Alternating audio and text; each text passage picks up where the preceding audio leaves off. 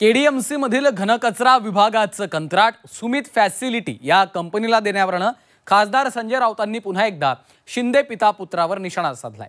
सुमित फॅसिलिटीच्या माध्यमातून हजारो कोटींचे घोटाळा केल्याचा आरोप देखील राऊतांनी केलाय। तर ॲम्ब्युलन्स घोटाळ्यावरूनही राऊतांनी आरोप केले होते। मात्र राऊतांच्या आरोपांनंतर शिंदे पिता पुत्राने देखील पलटवार केलाय। पाहूयात। हजारो कोटीचे घोटाळे या सुमित फॅसिलिटीच्या माध्यमातून शिंदे पिता पुत्रांनी केले होते।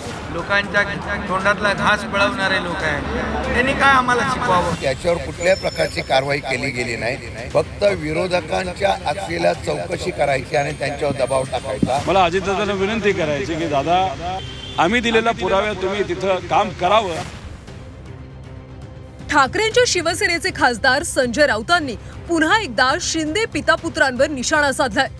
सुमित फॅसिलिटीच्या माध्यमातून हजारो कोटींचे घोटाळे केल्याचा आरोप राऊतांनी केलाय। या प्रकरणी फडणवीसांनी एसआयटी स्थापन करावी अशी मागणी सुद्धा त्यांनी केली आहे। दरम्यान त्यांच्या आरोपांच्या नंतर श्रीकांत शिंदेंनी देखील आक्रमक होत राऊतांवर पलटवार केला। आरोप करण्यापेक्षा पुरावे द्यावेत असं आव्हान शिंदेंनी राऊतांना केलंय। हजारो कोटीचे घोटाळे या सुमित फॅसिलिटीच्या माध्यमातून शिंदे पिता पुत्रांनी केले होते आणि म्हणून त्यांची सध्या धावाधाव सुरू आहे। कल्याण डोंबिवली महानगरपालिकेतल्या घनकचरा व्यवस्थापनाचं 850 कोटीचं कॉन्ट्रॅक्ट आणि त्यातून मिळालेले लाभ हे कोणाच्या खात्यामध्ये गेले, कोणाकडे गेले, ब्लॅक अँड व्हाईट यासाठी देवेंद्र फडणवीस यांनी एक निष्पक्ष पद्धतीनं एसआयटी स्थापन करायला पाहिजे। त्यांना एसआयटी स्थापन करण्याचा छंद आहे। त्या एसआयटीचं पुढे काय होतं आम्हाला माहित नाही, तर इथे एक एसआयटी स्थापन करा आणि त्यांना कालमर्यादा। कोण संजय राऊत? कोण संजय राऊत?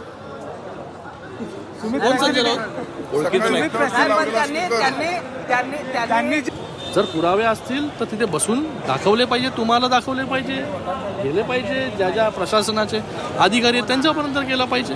उगाच जे आहे कुठलेही आरोप द्यायचे आणि आम्ही त्याला बांधील नाही येत आम्ही कोणालाही उत्तर देण्यासाठी।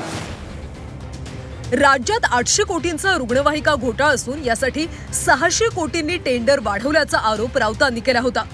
या घोटाळ्याचे पैसे श्रीकांत शिंदे मेडिकल फाउंडेशनला वळवल्याचा आरोप राऊतांकडून करण्यात आला होता।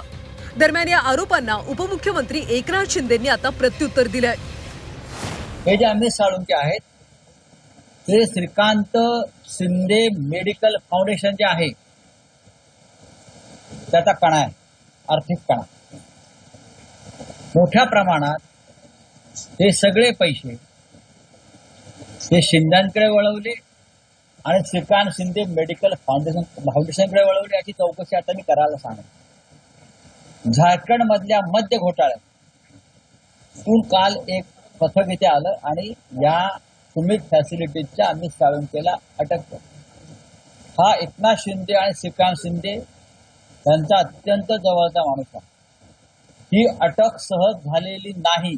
आणि ज्याचं तोंड मिठीमध्ये गाळामध्ये गेलंय, जे गाळामध्ये रुतलेले आहेत, या रस्त्यामध्ये खड्ड्यामध्ये पैसे खाणारे लोक आहेत, हे कोविडच्या खिचडीमध्ये चोरी करणारे लोक आहेत, लोकांच्या तोंडातला घास पळवणारे लोक आहेत, त्यांनी काय आम्हाला शिकवावं? जो झारखंडमध्ये जे काय गुन्हा असेल, जे काय घोटाळा असेल त्याची चौकशी ते सरकार करेल आणि दूध का दूध पाणी का पाणी होईल।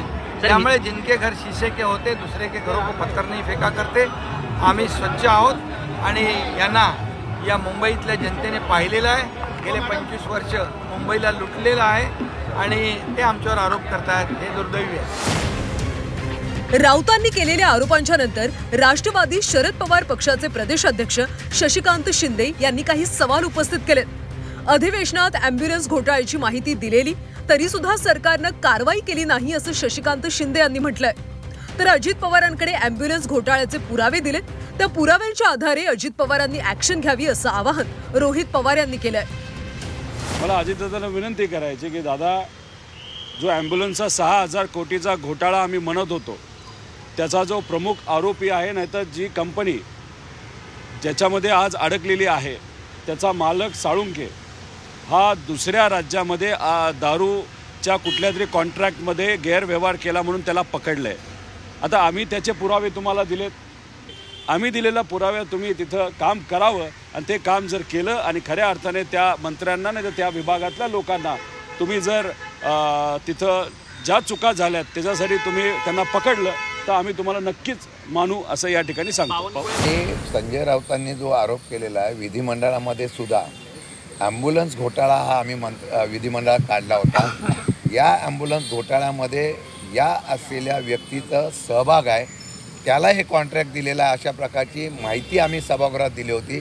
परंतु त्याच्यावर कुठल्याही प्रकारची कारवाई केली गेली नाही.